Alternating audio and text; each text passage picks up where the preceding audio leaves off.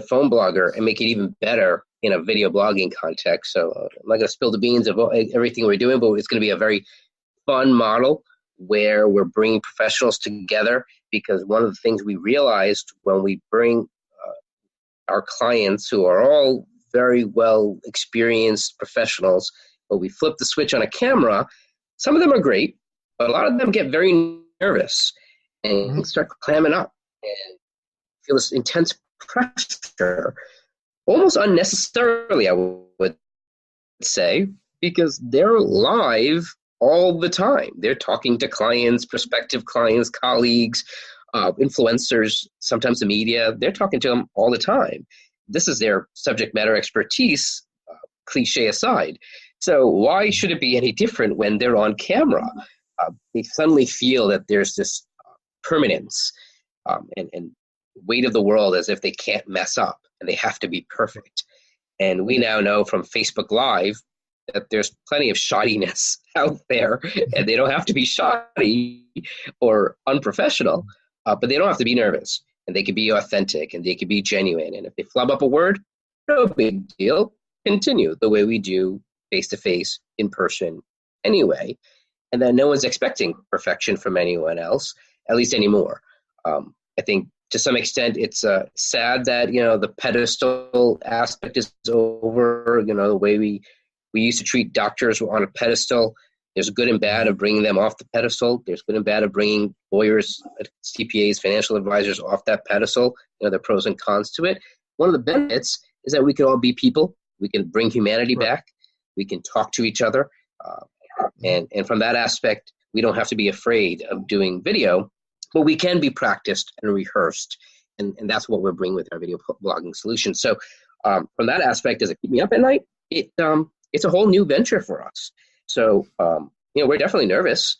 I'm not embarrassed to say that because I want to do right by my clients. I don't want to give them a shoddy experience. I don't want to let them down. So it's okay to be nervous for all the right reasons of saying, hey, I want to make sure we ease into it, make sure that we're doing the right thing for our clients and right thing for our staff. And of course, that we want to make sure it's profitable as well, because we need to be a sustainable business. So those things, are nervous because we're building in processes now. We're building back in technology. There's definite research and development, and we're hiring programmers to kind of build out some tech aspects to it. So it's going to be really fun and fantastic come probably January of 2019. But that's probably the most biggest change to the company. But that's kind of like jumping on an airplane, which I've not done. But I can imagine it's the exhilaration, but there's probably a little nervousness there too. Yeah, and I'm very, very excited to see how that turns out, because it just sounds like a really good direction to go in. Yeah, it should be fun. I'll let you know about it. So what do you think maybe some of the common reasons are that entrepreneurs are giving up or failing, either one, with their business venture? Sure. I would say thinking ahead. One of the great things that happened to me when I brought on Mark as my partner, he's a trained business coach, so that helped tremendously. And my dad's a management consultant, so kind of both avenues, it brought back strategic planning instead of just kind of being a more off the cuff, off the seat of your pants entrepreneur, which a lot of us are. And you don't want to lose that fire, but sometimes it's good to make a small mess before cleaning it up. But you got to clean it up first. You got to clean it up eventually, I should say, and have that planning and insight and foresight. So that understanding that vision of where you want to take that company, of how this practice to a firm should look like. And I guess the lack of it would be probably the biggest issue. What is it? What's the phrase that if you fail to plan, you plan to fail? Right, and right. I think that's probably the biggest issue. And then you have like some of the actual tactical issues of capital, cash flow, those kind of issues, character, maybe it's the third C of kind of failure breaking points that come on a very practical day-to-day level. But again, you could plan for capital, you could plan for cash flow, and hopefully you're planning your character with your legacy. So you could plan for those things. and kind of know and anticipate. Because a lot of it is very knowable, especially on a small business level. It's not like these things kind of completely catch us off guard. Now, there are definite natural calamities and even things that happen in our families that is hard to plan for. But there's so much that we can plan for, as you know, James, in your business, that we can put the right infrastructure and the right planning in the event of. And not all of it is a fun conversation to have, but it's great to have someone to have that conversation with, because it's necessary, be it a spouse, an advisor, etc. And as we kind of have those safeguards in place, it alleviates that tension and that nervousness to now enable us to start thinking about the positive and bigger dreams and that big, hairy, audacious goal that we can all dream about that really makes business building fun. Yeah, I absolutely agree with you on all of that. So as far as your personal values, how do you incorporate that into your business, and how would you advise other people to do the same thing? So I remember, it's on Facebook, sometimes you see these things, they're like 6 photos, and it would be kind of talking about a profession. It would be like lawyer, and it would be like how outsiders see what a lawyer, like what outsiders think I do, what my family think I do, what my friends think I do, and then like what I actually do. And it's photos of like this high Gordon Gekko Wall Street banker type lawyer, or and the family's thinking I'm this Law and Order type lawyer, and what I actually do is just buried in paper. And in the same way, I think of entrepreneurship. My friends, especially I'm a young guy. I'm 40, relatively young, but I've been younger. And I remember when I was literally young, my friends would always kind of think of me as an entrepreneur, like I'm all about money, money, money. I'm like, it's not really about the money, because there are probably easier ways to make money. But it was really the time flexibility. You said, look, my time is my life. This is what I'm doing with my life. I got maybe 8 hours of sleep, and the rest of it is mine. Either I give it to someone else and I trade hours for dollars. Nothing necessarily wrong with that. But if you have the choice and the ability to get out of that and turn it into something for yourself, do it. And so it took a lot of sacrifice in the beginning. But for me, it was like that was my huge value, was owning my time and having the flexibility of my time. And, of course, our clients, instead of having one boss at a job, our clients become our boss. So we have, hundreds of bosses. But at the same time, we could juggle that. And so my number one value is being able to choose what I do with my time. I remember 15 years ago, literally tomorrow, my mom passed away. And she was in the hospital for nearly a year. And I'm in New York, and because of a double transplant, she was in a hospital in Philadelphia. So my dad and I would drive there just about every day. And it was about a 3-hour drive.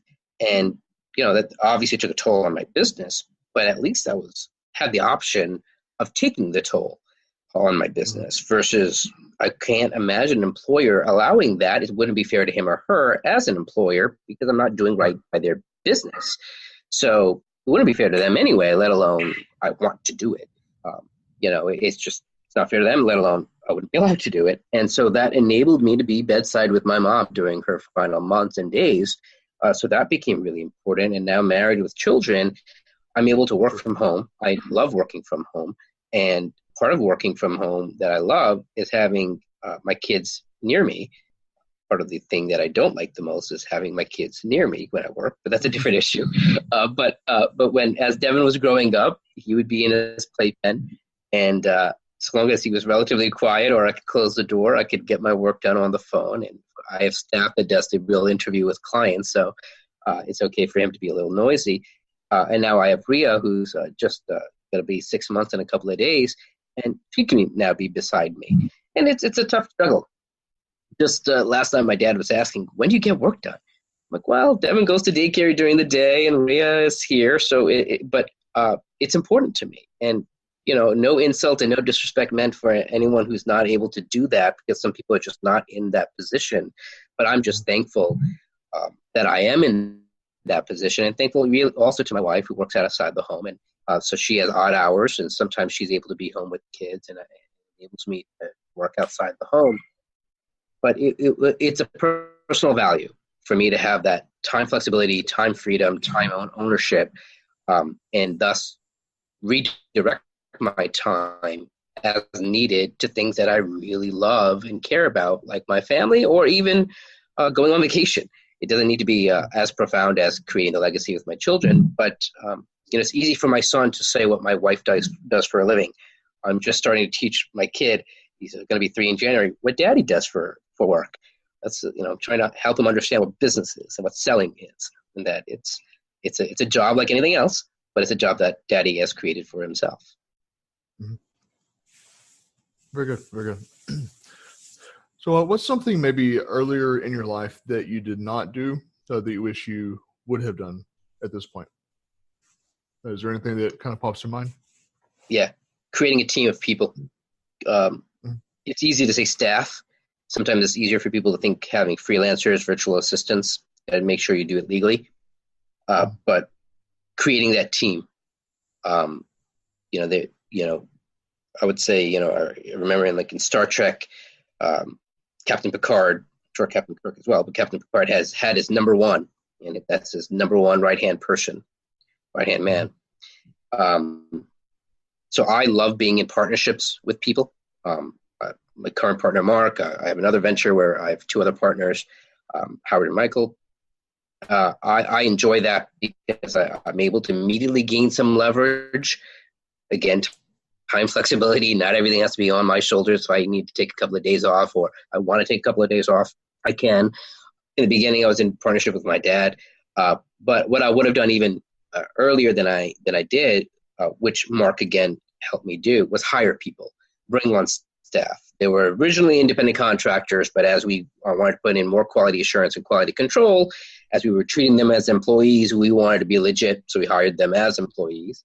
So that's another value, though, to be legit with laws. But bring on a team of people even sooner than you think. If someone else can do what you're doing, someone else should do what you're doing.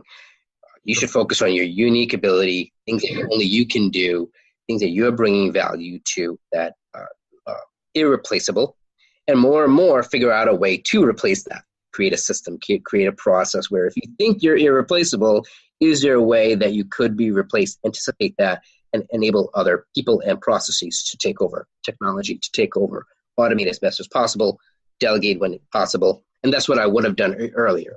My business now is at that point where PhoneBlogger doesn't need me on a day-to-day basis, but the sales aspect of PhoneBlogger does. So it's another aspect to answer your previous question. What keeps me up at night is automating a sales process and bringing on more people and technology in that process so that even the sales and closing aspect of my business is not dependent on me. Because at PhoneBlogger it is. With video blogging service, we're hoping that it's less so. But creating that team and infrastructure also helps enable a legacy for the company where you can X yourself out of that business more and more easier and easily. And that, of course, increases the value of that business in terms of exit strategy, succession, sales, etc. So with not only time, freedom, flexibility, it also helps your clients so that when you're indisposed, you're feeling ill, you're on vacation, you're with family, your clients aren't left in the lurches either because they have resources to turn to at your company. So it's the right thing to do for your clients. It's the right thing to do for you and your family, let alone generations and legacy. Yep. So when you were starting your business, what were some particular hurdles that you had to overcome in creating it to get it off the ground? We didn't know what we were doing. So that was a huge challenge. So kind of what you said, James, like you've never heard of anyone doing this before. Yeah, no one is doing this. So this concept of it just came to us because it was common sense for us. Our clients didn't have the time to write their own articles. What if we interviewed them and typed up what they say, get their approval, post it on their website? Well, I can see the domino pieces now. But that was a major hurdle that we had to figure out what we were actually doing.